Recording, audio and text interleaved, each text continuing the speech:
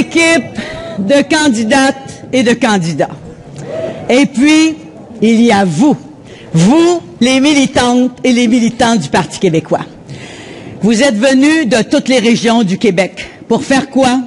Pour mettre la dernière main à nos préparatifs, pour examiner notre plateforme électorale. Et on me dit que vous l'avez adoptée. Vous l'avez adoptée, d'abord, vous l'avez étudiée, vous l'avez adoptée avec l'attention studieuse, sérieuse qui vous caractérise. Et on me dit que cette plateforme a été adoptée à l'unanimité des membres présents.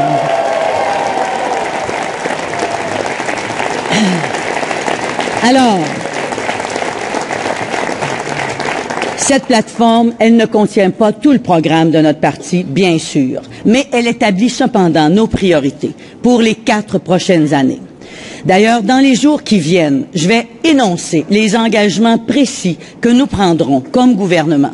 Ces engagements, d'ailleurs, sont tous inscrits dans le cadre budgétaire du gouvernement qui a été déposé en février dernier. Pas de hausse d'impôts, pas de hausse de taxes, une gestion serrée, rigoureuse des dépenses de l'État. Nous allons donc poursuivre sur cette voie responsable, celle qui respecte la capacité de payer de nos concitoyens, des Québécois et des Québécoises. Notre objectif, il est très clair. Vous m'entendez bien? Notre objectif, il est très clair. Nous voulons aller chercher la confiance des Québécois pour avoir les moyens de nos ambitions pour le Québec.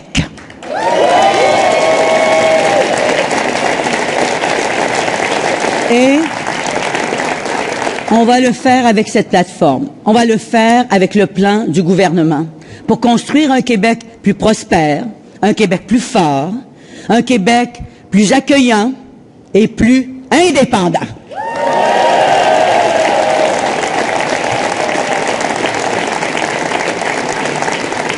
Vous l'avez vu, depuis le début, Philippe Couillard et François Legault font campagne là où ils ont déjà des députés. Ils tentent de protéger leurs acquis. Ils sont sur la défensive. Vous aurez peut-être remarqué que moi, je suis sur le terrain de nos adversaires. Ça veut dire que nous sommes à l'offensive, parce que nous voulons gagner chacune de ces circonscriptions.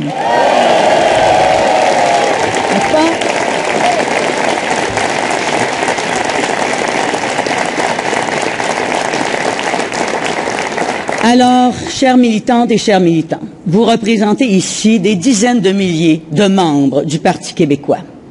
Je compte sur vous. Je compte sur vous pour appuyer de toutes vos forces chacune de nos candidates, chacun de nos candidats. Ce sont des gens de tous les horizons, unis autour d'une certaine idée du Québec, une certaine idée que nous partageons, tous et toutes ensemble. C'est celle d'une nation qui s'est transformée de génération en génération pour en arriver à ce pays en devenir, un pays francophone en Amérique.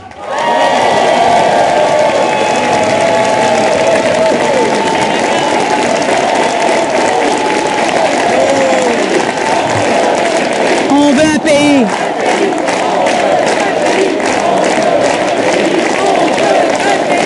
On veut un pays.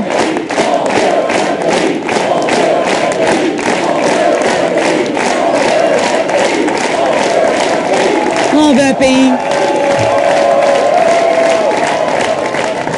Une nation avec une histoire, avec des institutions, des valeurs communes, dont celle fondamentale de l'égalité entre les femmes et les hommes. Cette journée, oui, vous pouvez l'applaudir aussi. Vous savez, cette journée du 8 mars, elle est spéciale. De me retrouver ici, devant vous, en tant que première femme à occuper la fonction de première ministre du Québec, c'est spécial pour moi.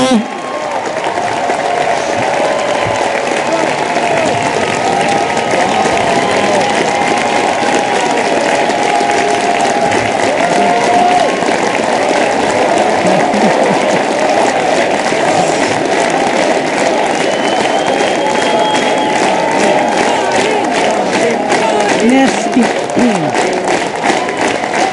Vous savez, Vous savez, on en a fait du chemin en quelques décennies. De quelques femmes que nous étions à mes débuts politiques, nous voilà bien nombreuses aujourd'hui. Alors je vais demander aux femmes candidates de se lever. Levez-vous, mesdames!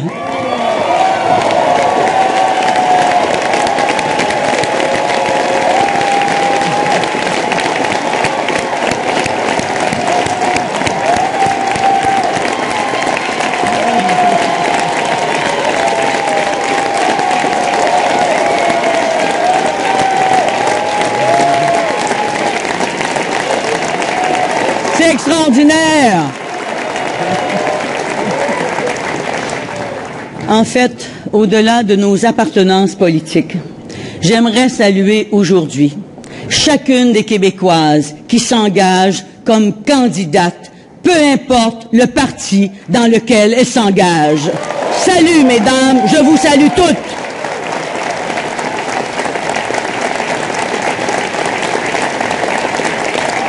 Mais je dois quand même vous dire que je suis particulièrement fière de celles qui ont choisi de se présenter avec nous. En fait, je crois bien que jamais dans l'histoire de notre parti, on a eu une équipe de candidates aussi forte, aussi formidable que celle qui est devant vous. Oh, mais rassurez-vous, les hommes sont pas en reste. On vous oublie pas, messieurs. Imaginez ces femmes et ces hommes ensemble. Ça donne la meilleure équipe de candidats qu'on a vue depuis longtemps en politique québécoise. J'en suis persuadée.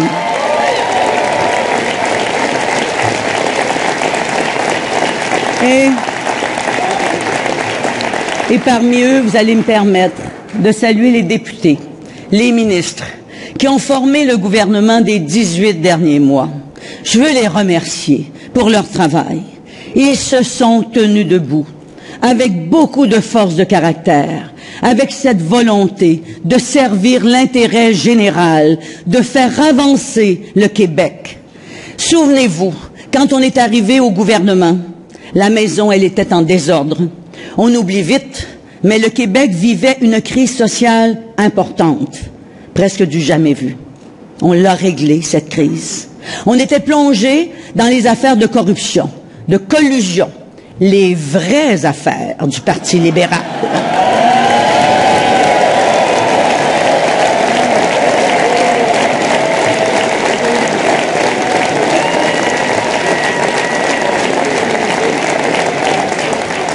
Et ensemble, comme équipe, on a mis toutes nos forces dans la balance. On a adopté des lois très sévères. Aujourd'hui, l'intégrité avance, la corruption, elle, recule.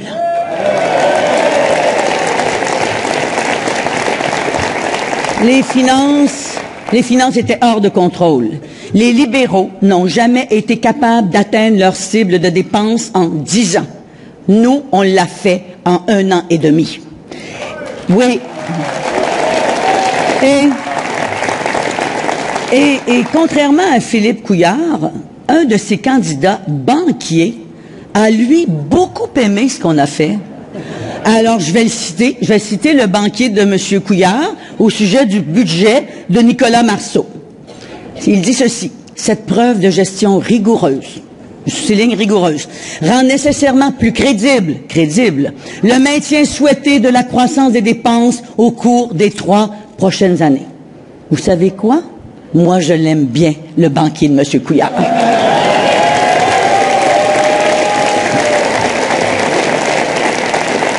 Où est-il, Nicolas, là? J'ai vu ce côté-là. Oh, il semblait que je t'avais vu. Il a raison, ce banquier. Nicolas Marceau a déposé un excellent budget.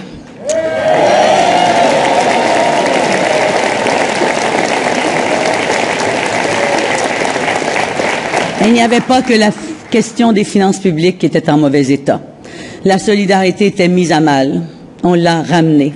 On a annulé la hausse abusive des droits de scolarité.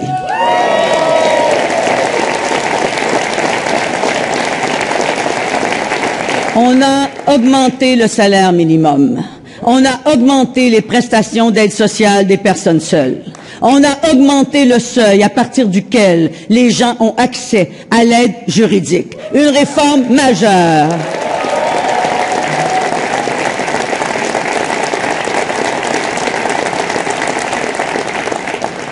Nous avons annoncé, nous allons respecter notre parole, nous allons augmenter le financement des groupes communautaires au Québec.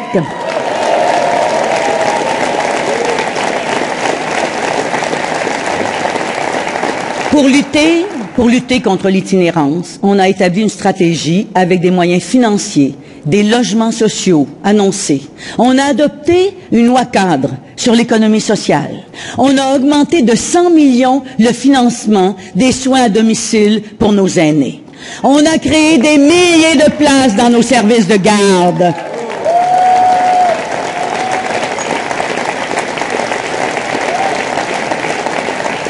On a aidé les Québécois. On l'a fait pour de vrai. On l'a fait concrètement. Et tout ça, on l'a fait en 18 mois. Je crois qu'on peut être très fiers de nous, très fiers de notre équipe.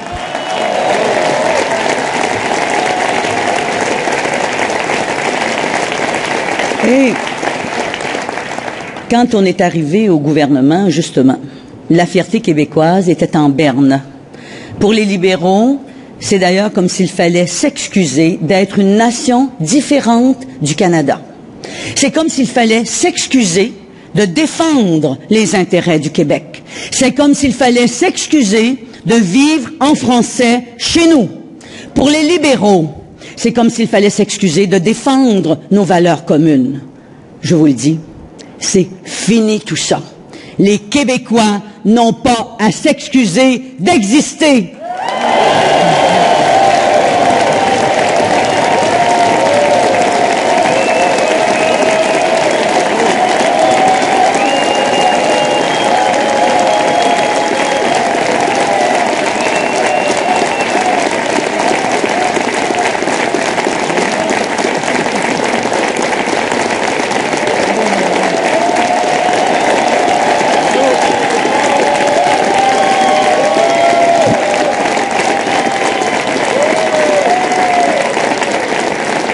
Alors, on a remis de l'ordre, on s'est redressé et on est en train de retrouver notre fierté. Parallèlement à ça, on s'est retroussé les manches. On a remis l'État en marche, avec toujours la même obsession.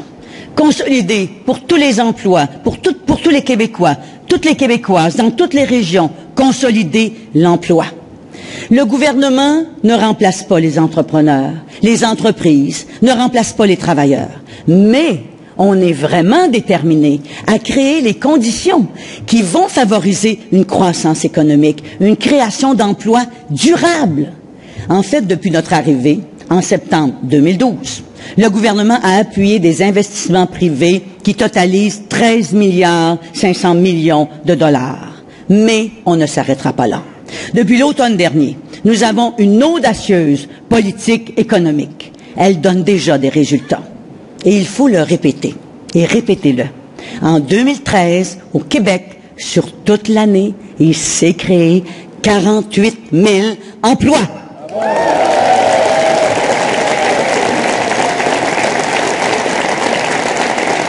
Et vous l'avez constaté comme moi, ces dernières années, il y avait une ambiance de morosité au Québec. La morosité, le fatalisme, le défaitisme. Moi, ce sont des attitudes que je regrette et que je rejette. Et je le dis aux Québécois. Il est temps de mettre la morosité de côté, de renouer avec la détermination qui caractérise notre peuple. Bien sûr, on a des défis à relever, comme toutes les sociétés, comme toutes les nations du monde. Mais est-ce que ça justifie les discours complètement et constamment négatifs des caquistes, des libéraux? Moi, je ne crois pas que c'est avec une attitude comme la leur qu'on va réussir à relever nos défis collectifs. Pour réussir, il y a une chose. Il faut d'abord croire en nous.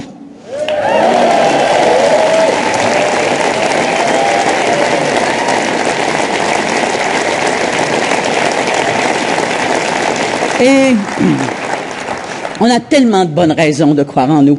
avec une population de 8 millions d'habitants, le Québec a réussi à devenir le 3e joueur mondial en aéronautique. 3e. C'est la même chose dans les jeux vidéo. Et on l'oublie, hein? Nous sommes le 3e plus important producteur d'aluminium au monde.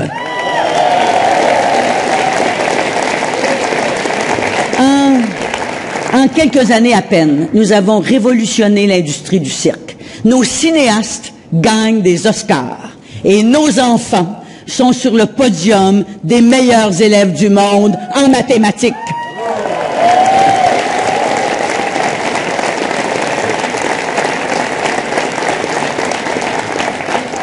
On doit manifester notre fierté, célébrer nos réussites, nous en inspirer pour nous dépasser, pour aller plus loin. Nous sommes capables. Alors, il faut nous retrousser les manches.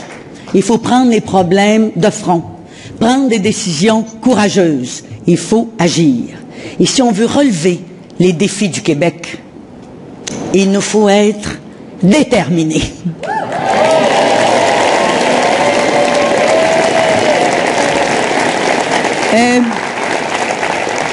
Vous l'avez vu, depuis plusieurs mois, on est en train de tout mettre en place pour relever ces défis.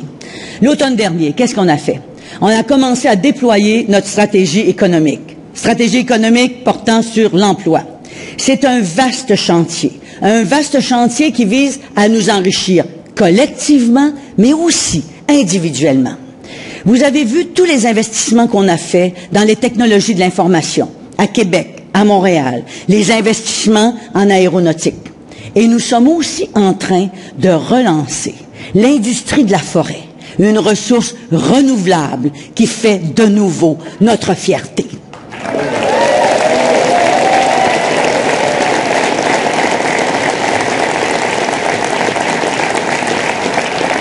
Nous mettons en place notre politique de souveraineté alimentaire.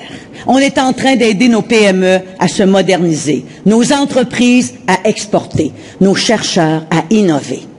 Et à long terme, notre vision consiste à réduire la dépendance du Québec au pétrole et à prendre le virage de l'électrification des transports.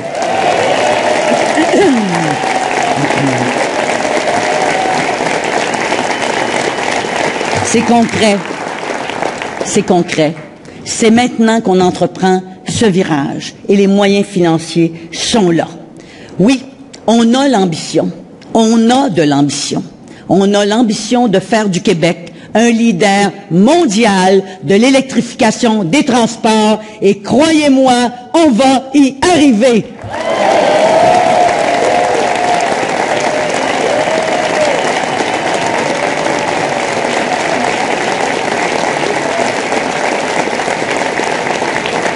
Et d'ici là, si on peut remplacer le pétrole importé par du pétrole québécois, on va le faire de façon responsable.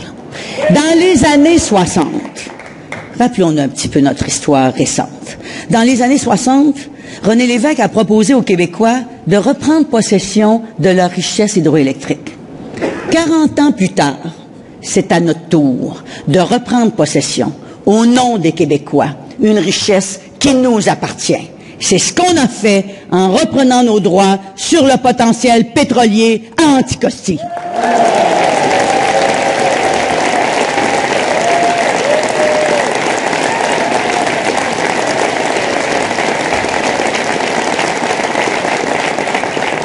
Haute technologie, forêt, électrification, pétrole. On va prendre tous les moyens pour enrichir le Québec, pour devenir à la fois maître et prospère chez nous. C'est ce qu'on va proposer aux Québécois et aux Québécoises.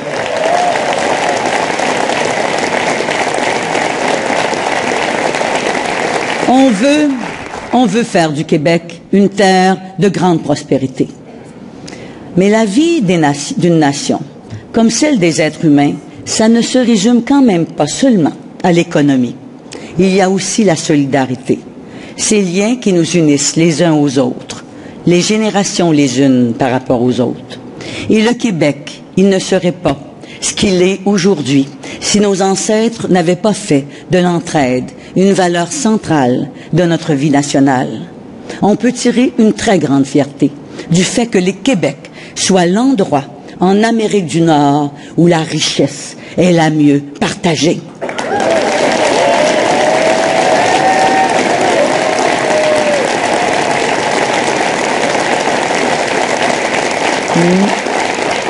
Mais je sais bien, il y a encore du travail à faire, à accomplir. On doit prendre soin de nos aînés, de nos enfants, des jeunes familles. On a le devoir de prendre soin des plus mal pris, parce qu'il y en a aussi chez nous. Puis il y a un enjeu très délicat, important pourtant, qui a été mené presque jusqu'au bout. Les soins de fin de vie. Et là-dessus, je dois dire que Véronique Yvon a fait un travail remarquable. Vous êtes d'accord?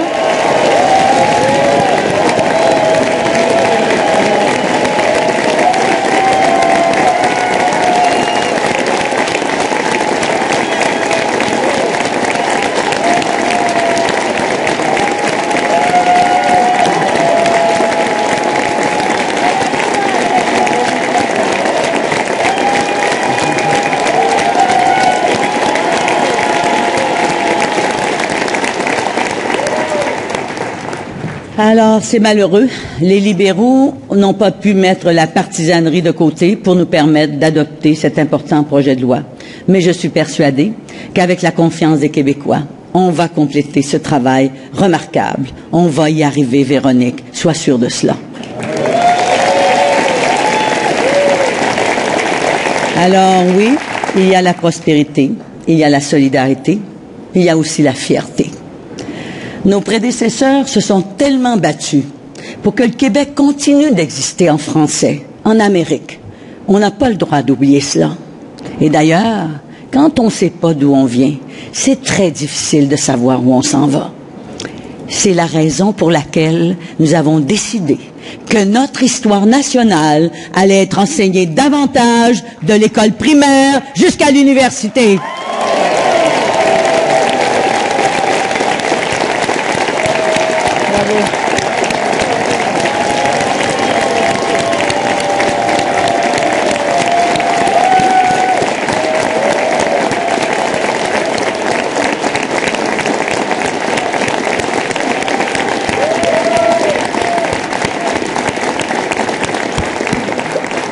Une nation doit pouvoir s'exprimer avec toute sa singularité, pour se voir, pour s'entendre, pour dialoguer et partager avec le monde entier.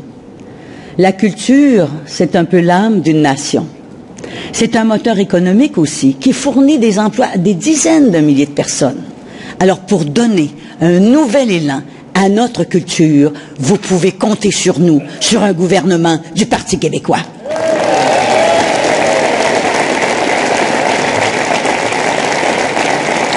Puis, une nation doit pouvoir capable de faire la promotion de ses intérêts, de défendre ses intérêts. C'est ce que font toutes les nations du monde. Et c'est la responsabilité, à mon point de vue, première des élus de l'Assemblée nationale, et encore plus, celle des leaders politiques. Le Sage l'a fait, Johnson, Bourassa, Lévesque, Parizeau, Bouchard, Landry, même Jean Charest. Ils ont tous défendu les intérêts de notre nation. Quant à Philippe Couillard, je l'ai entendu défendre avec passion le Canada, la citoyenneté canadienne. Pas une fois, je n'ai entendu le nouveau chef libéral se battre avec la même passion, avec la même force pour défendre les intérêts de la nation québécoise.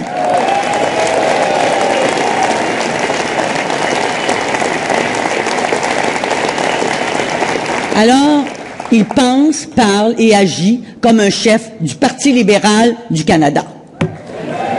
Et alors, Philippe Couillard doit nous le dire. Qu'est-ce qui est le plus important pour lui? Est-ce que c'est défendre les intérêts du Québec ou défendre les intérêts du Canada? Nous, on aimerait bien ça le savoir, M. Couillard. De mon côté, celui de notre équipe, Il n'y a aucun doute. Nous sommes absolument déterminés à nous battre partout, tout le temps, pour défendre nos intérêts nationaux.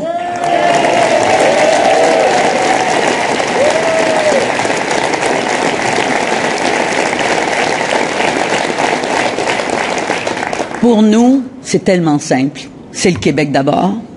La nation québécoise, elle est une belle nation, accueillante, ouverte, chaleureuse, généreuse. Elle se définit aussi, notre nation, par les valeurs partagées, les valeurs qui nous sont communes. Il y en a une aujourd'hui que nous fêtons, en cette journée particulière. C'est celle de l'égalité entre les femmes et les hommes. Et je peux affirmer que dans cette salle, toutes les femmes et tous les hommes partagent cette valeur fondamentale, comme l'immense majorité des Québécoises et des Québécois. Nous sommes toutes et tous déterminés à nous battre pour nos valeurs communes.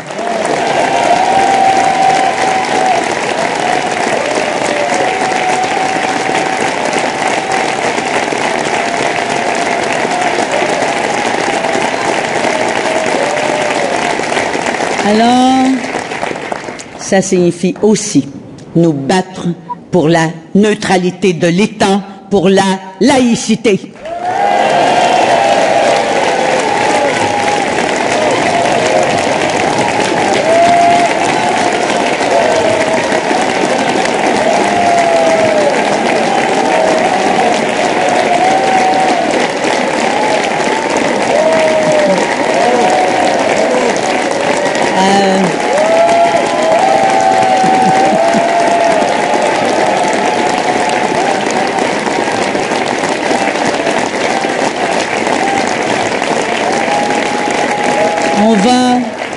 On va continuer à le faire, on va continuer à se tenir debout pour nos valeurs.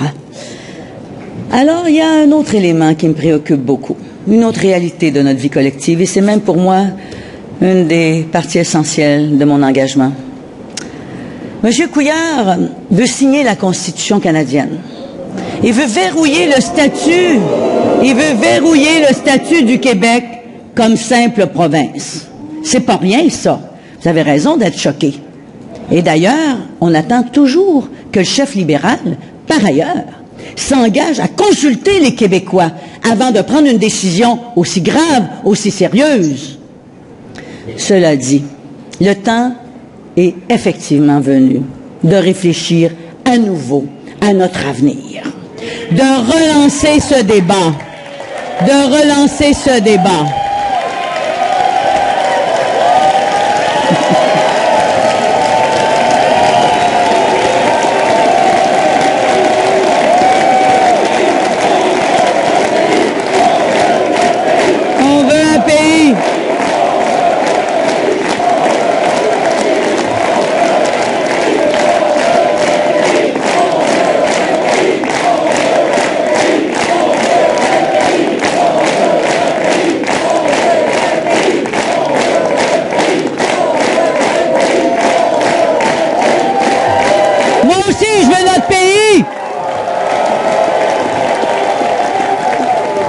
Il est temps de relancer ce débat, de faire le bilan de la situation actuelle, d'examiner chacune des options.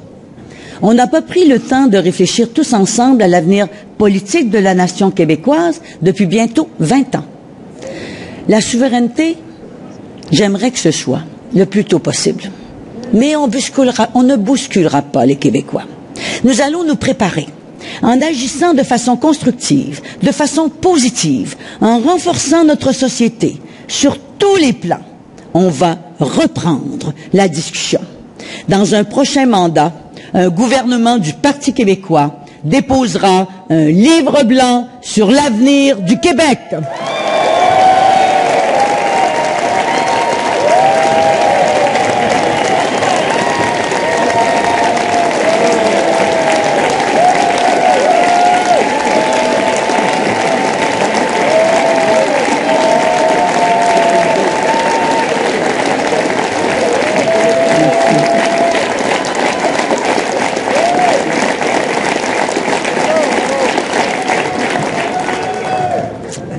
Mais avant ça,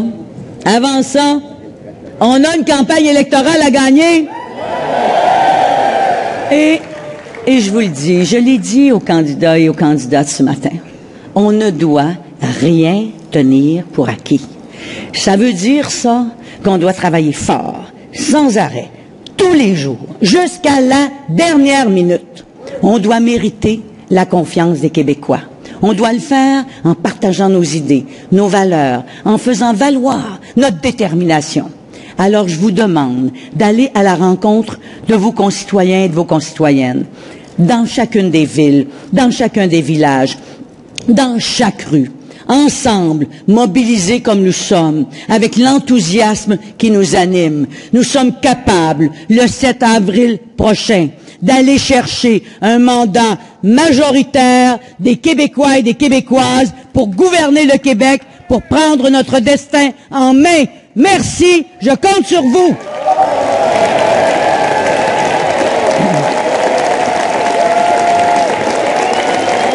Merci.